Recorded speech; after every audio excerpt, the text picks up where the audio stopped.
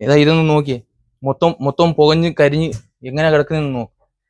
മനുഷ്യത്വം ഉള്ളവർ ഒരാളും അങ്ങനെ ചെയ്യത്തില്ല. നമുക്ക് ഒരു എഞ്ചിനകത്ത് കിടക്കുന്ന സാധനമാണ്.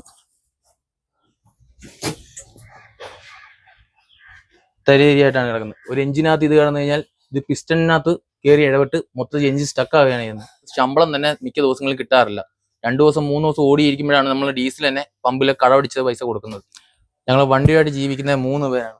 ആ 3 പേരുടെ അവസ്ഥയാണ് ഇതാണ്.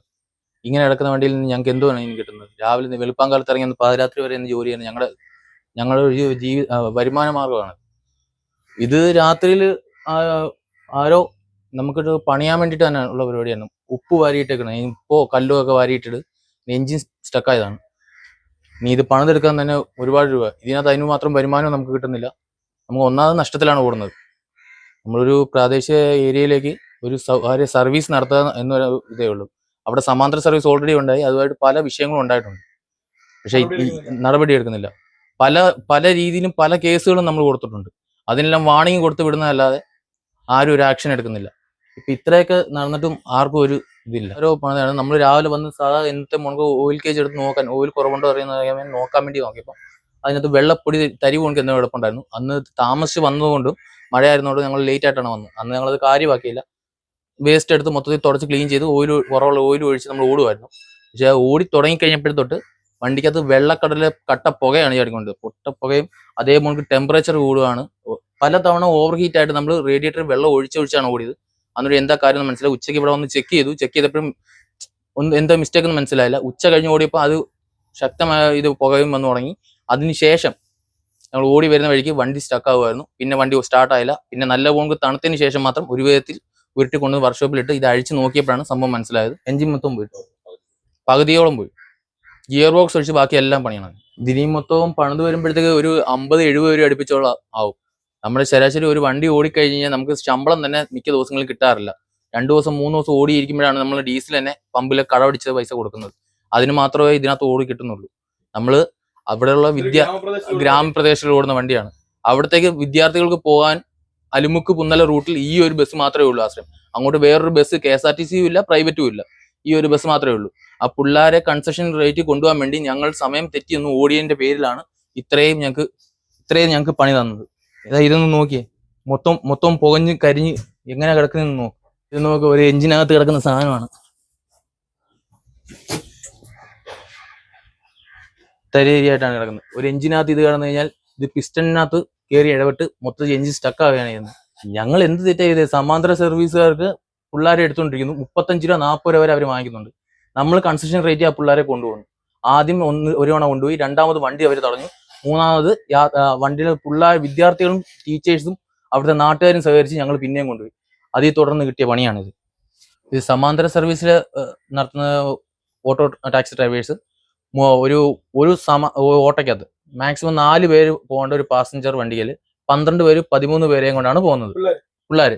അതിൽ ഒരു വ്യക്തിയുടെ കയ്യിൽ നിന്ന് 35 രൂപ 40 രൂപ വരെയാണ് ഈ 3 കിലോമീറ്ററിന് വാങ്ങിക്കുന്നത്. നമ്മൾ വിദ്യാർത്ഥികൾ കൺസെഷൻ റേറ്റിലാണ് നമ്മൾ കൊണ്ടുപോകുന്നത്. അതിന്റെ പേരിൽ വാക്കുതർക്കം ഉണ്ടാവുകയും ചെയ്തിട്ടുണ്ട്.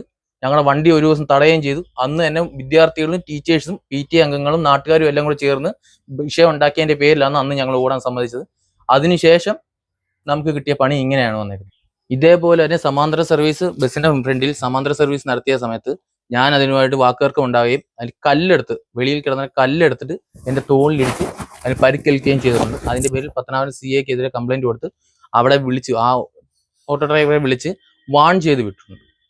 ഇതേപോലെ 17-18 കേസുകളാണ് നമ്മൾ ഓട്ടോ ഡ്രൈവേഴ്സിനെതിരെ കൊടുത്തത്, വീഡിയോ എവിഡൻസ് ഉൾപ്പെടെ.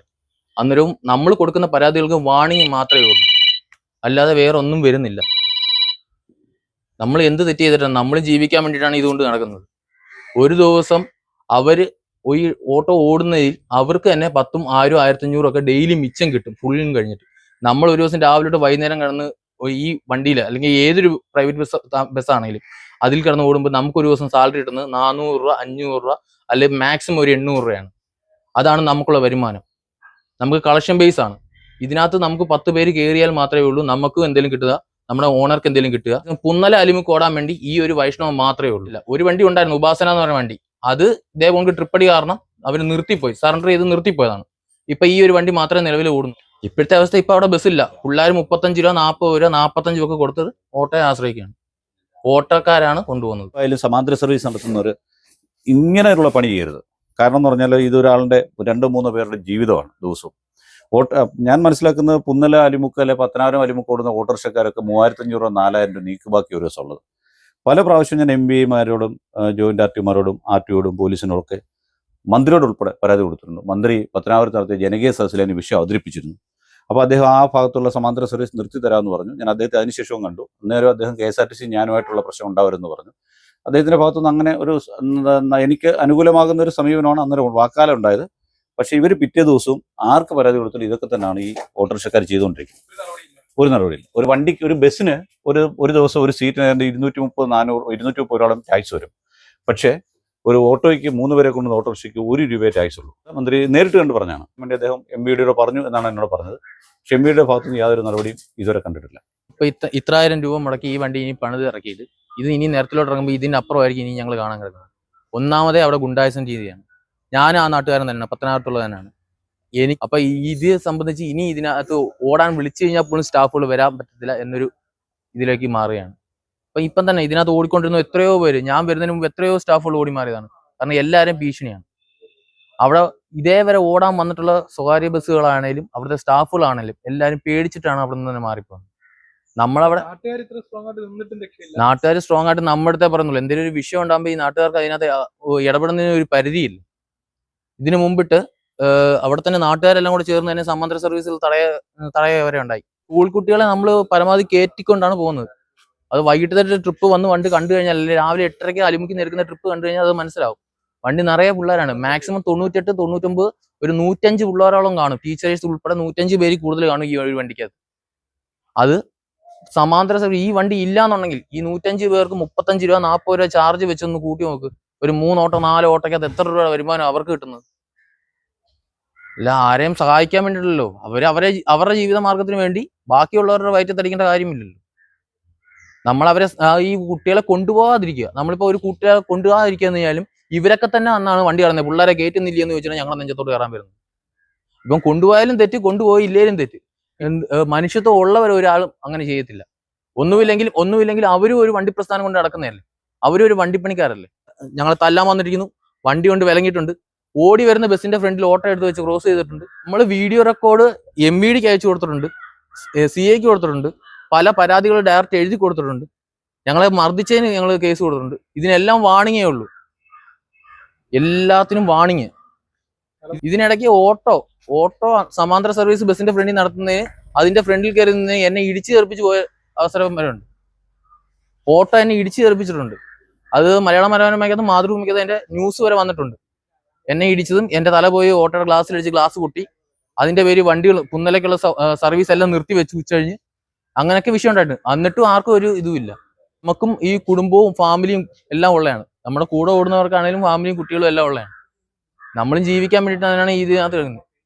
നിയമം അവിടെ ഇല്ല. പുന്നലയിൽ നിയമമേ ഇല്ല. അവരെന്ത് പറയുന്നോ അതാണ് നിയമം. ഫസ്റ്റ് ഈ വണ്ടി ഞങ്ങൾ ഓടാനായിട്ട് എടുത്തോണ്ട് പോകുമ്പോഴത്തേക്ക് ചാച്ചിപ്പുന എന്ന ഏരിയയിലെ ഓട്ടോ ഡ്രൈവേഴ്സ് പറഞ്ഞേ, ഇവിടെ സമയമൊന്നുമില്ല, വന്നോണം, ആളെ എടുത്തോണം, പൊക്കോണം. സമയം നോക്കാനും ഇവിടെ ആൾക്കാരെ പിടിച്ചു നിർത്താനും ഒന്നും ആർക്കും അധികാരമില്ല. ഞങ്ങൾ പറയുന്ന സമയത്ത് ഓടിയാൽ മതി എന്നാണ് ആദ്യത്തെ ദിവസം പറഞ്ഞത്. ഫസ്റ്റ് ദിവസം ഓടാൻ ഇറങ്ങിയപ്പോൾ ഞങ്ങളുടെ അടുത്ത് പറഞ്ഞു താക്കിയത്. അവിടെ നിന്നാണ് ഇത്രയും നാള് ഈ വണ്ടി മുടങ്ങാതെ കൊണ്ടുവന്നത്.